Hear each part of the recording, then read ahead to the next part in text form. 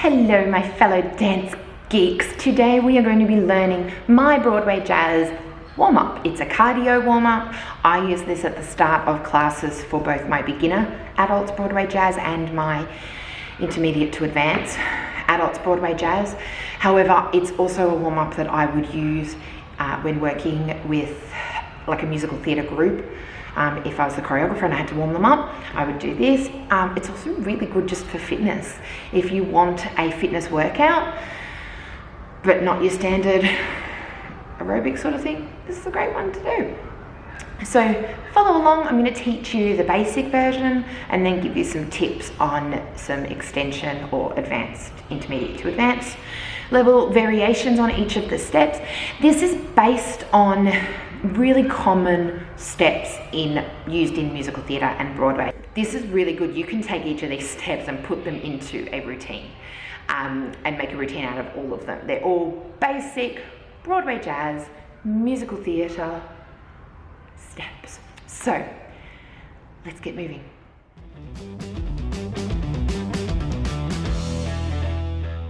Starting with the jazz. Where we go. Forward, cross, back, side. Forward, cross, back, side. Taking that from the side.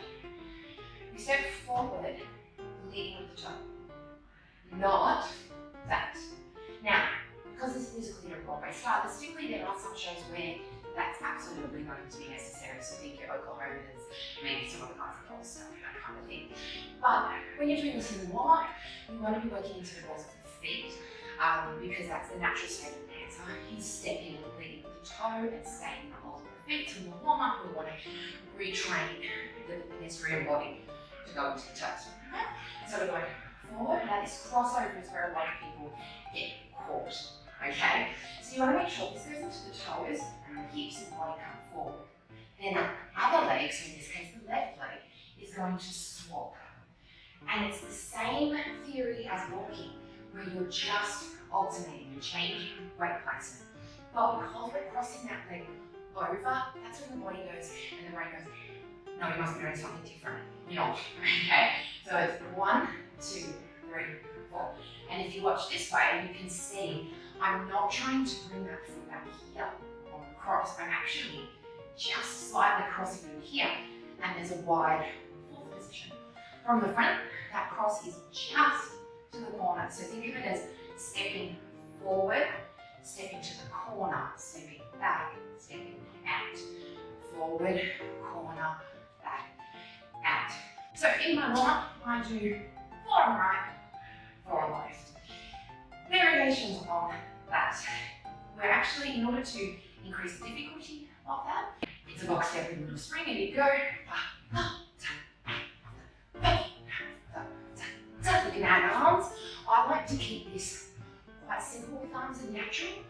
In musical theatre, it's incredibly important that your performers are able to naturally use their arms. That whole, what do I do with my hands? What do I do with my arms in acting? Oh, it's a nightmare. If you can get your dancers to move with natural arms without thinking about it, why do I always sing Oklahoma songs when I'm doing this? So your first advanced variation is little spring lifting up the back foot on the second step. Third variation, adding rond de jambe to the second leg. So we'll go forward, 1, rond de jambe, 2, spring, step, step,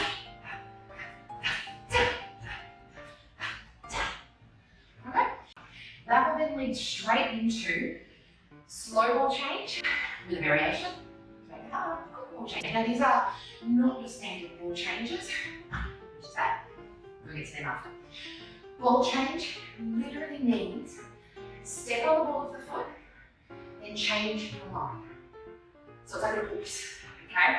And these are really, really good for connecting steps and for getting your performers to understand what it's like to do half steps rather than 1, 2, 3, 4, even tempo marching, changing legs, okay? It's a little whoop step, interrupting that pedestrian movement that we have every day.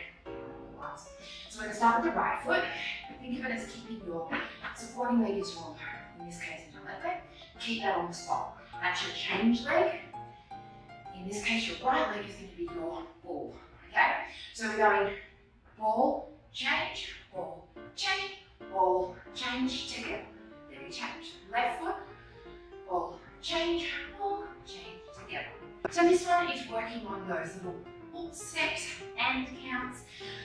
It's also working on getting your feet moving in a different direction whilst the body's facing forward. You're going to go back, okay? Each of those steps, especially back and side, is a step in itself. So together, ball, change together. You can use those in your choreography. You see them a lot in Broadway Jazz. Okay, the advanced variation of that is mostly about speed, but keeping the accuracy.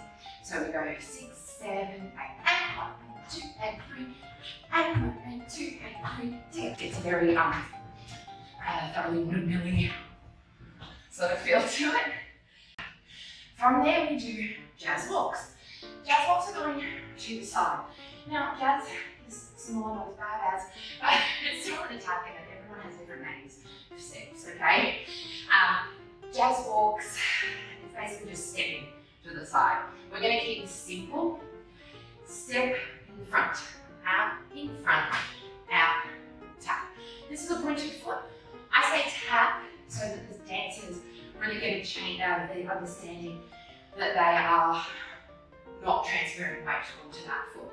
And that's a really important key to getting people who are not heavily trained dancers to be able to dance, is understanding that sometimes you can put the foot on the ground without actually putting weight on it, okay?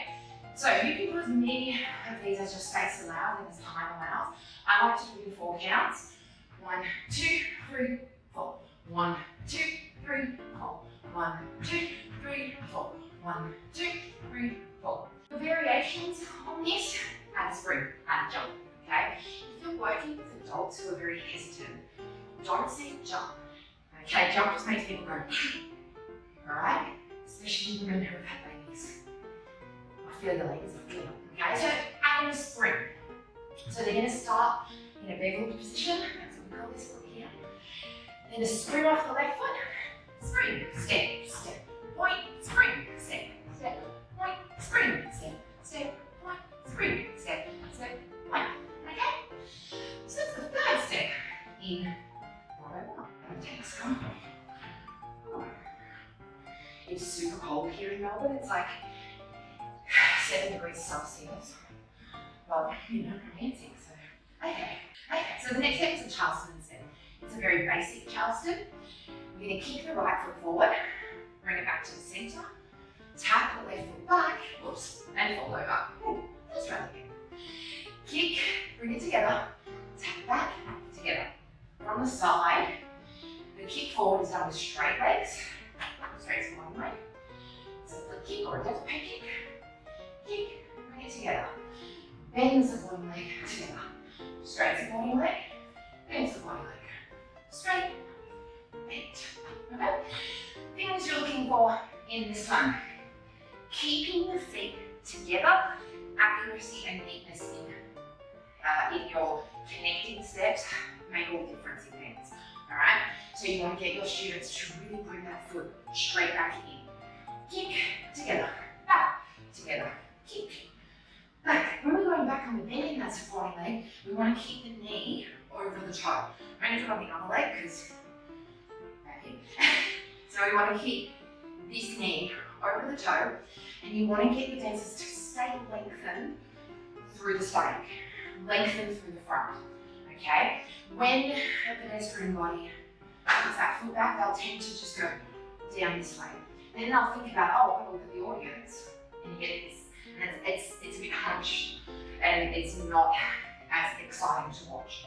Okay, so we want to stay lengthened through the core, lengthen through the core, lengthen through the core, lengthen through the core, lengthen through the core. Okay, so just think lengthening through the front of the body. Okay, the changeover in that one can be quite hard, changing from the right leg to the left leg, but I highly recommend you keep at it, especially with beginner level dancers. Going from right left. Bring it in. To change over, they just need to make sure they're not, on the last one, they're not fully putting the weight on it. So again, I use that terminology of tapping the foot in. So we'll go right, together, left, together, right, together, left, and tap, left, together, right, together. So that tap in here, not load bearing, because we need to use that one again for the next cue. Advanced variation of that, change directions. Heaps of fun. It's not as hard as it looks, but it just gets the brain moving, and I think we often forget that warm-up is often just as much about getting the brain ready as it is the body. So directional changes, 1, 2, 3, 4 to the side, 1, 2, 3, 4 to the back. Directional changes can really help get that, the brain going while you're in a different space now, not just pedestrians, dancers. Okay. Realised I had something in my leotard strap. I don't know how this got there, but it's a cardboard piece from the Charleston Engine toy package. This is my life, really. The next step is one that I won't be demonstrating a lot today. It's a fast ball change travelling sideways, and this one really hurts my Achilles tendon, and I don't want it to snap or rupture, so I'm only going to do this a couple of times. But basically, we're travelling sideways. The right foot, so if you're going to the right foot is behind, here, and it goes. This one is on the ball, the left foot is your change foot, okay? Ball change, ball change, ball change, step, tap, ball change, ball change. So like the first ball change, you're really wanting your student to understand when the foot is just weight bearing on the ball and when it is weight bearing on the full foot, okay? Beginners, definitely keep this at the same pace of and 1 and 2, but give them a break in between, okay? So we, and 1 and 2 and 3, step, and 1 and 2 and 3, step, point. More advanced version of that, no break in between. You can start this one from the step point, or you can start it already behind. I prefer starting from the point. 2. The faster version, 6, 7, 8, ball change, change, change, change, change, change, step, out, change, change, change, change, change, step, out. Okay, final step is a 3-point turn. This one is really dancey. Very simple. 3-point turns, you could take someone who's never danced before and teach them a 3-point turn. They're really simple, really effective, and they're a very empowering step for a beginner because once you start turning, you feel like a dancer. And this is an easy way to turn. So, 3-point turns essentially are just right, left, step, point, or step, tap, whichever terminology you want to use. Left, right, step, tap. If the tempo is slow, I would recommend getting beginners to swap to the front. Okay? 1, 2, 3, 4. 1, 2, 3, 4. 1, 2. Once you turn the head here on your spot, you then want to come back to the front and you get a bit lost. So for beginners, I highly recommend keep that spot to the front. Okay? Step, turn, step, tap, step, turn, step. Don't worry about high straight legs, just get them using some form of rise position, some form of runway. Alright, so whether that's a high or relevant position or low, you just want them in the turn to not have their heels on the floor. Okay, keep those heels off the floor, but definitely don't in a warm-up, especially with beginners, do not focus on proper pirouette Chinook technique. It is not necessary at this point in the class and at this point in the training, okay? However, if you are doing a more advanced version of this, 2 things I would recommend. First one is to add turn technique. So start off with proper arm placement. You can still keep the spot to the front, but get your shins right up high, straight legs, okay? The second variation on that is to add arms. And they can really be any arms. I just like to do out, up. Okay, so they step out on the first step, when the left leg comes through, or when the second leg comes through, the arms go up to fifth. Out, up, down. Out, up, down. And that feeling of from here up to here really helps to reinforce weight forward. Then what those arms coming up, you're going to want to pull back, and that should, at a more advanced level, it should feel wrong. So they should naturally just make that adjustment go to there. Okay. If that is too difficult and you want sort of an intermediate one, you can just go up.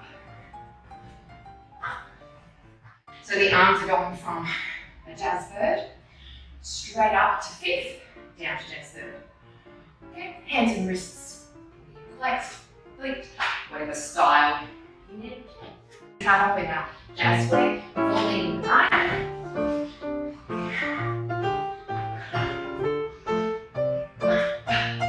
Falling left. Okay, falling left, go straight into the 3-point ball change. Front, side, back, hands together, change. Side, back, together 4 times. This is the third. This is the fourth. From here we're going to the side of the jazz. Step, 2, 3, 4. Step, 2, 3, 4. Completely with the toe each time. Charleston. Falling right. 7. We're going to tuck it in left foot. 5, 6. All change to the side. Change. All change. Change. Step, tap, change. All change. All change. Step, tap. 3, 4. Turn. 3, 4. Turn. Floating to the front. You do it again. Unless you can't, injured like me and old. And then you don't do it again. My Achilles is throbbing. But that's just a me thing. That warm-up should not in any way really inflame any kind of injuries. It is just a cardio warm-up. It's a great one to do if you just want cardio exercise that's not your standard aerobic gym workout.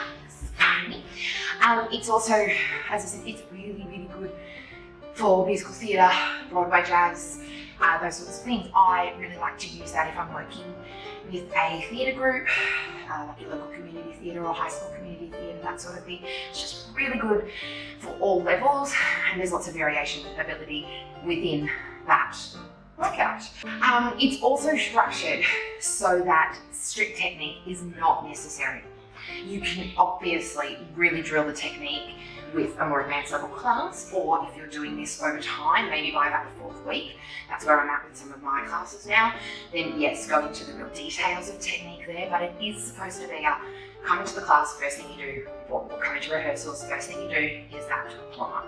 It's just about getting them moving and getting their heads from pedestrian head into theatre performer head. I'd like to say a big thank you to the team at that dance place where I'm filming today. They are a great studio in the western suburbs of Melbourne. Thank you to you guys for watching. Thank you for sharing my videos. I'd especially like to thank the Facebook community who have really embraced me recently. My videos, I decided to load them from YouTube, keep them on YouTube, but also load onto Facebook, and I've had amazing reach and feedback, so thank you so much. So remember, never stop dancing. Never stop learning. Dance is for everyone. Like and subscribe. See ya.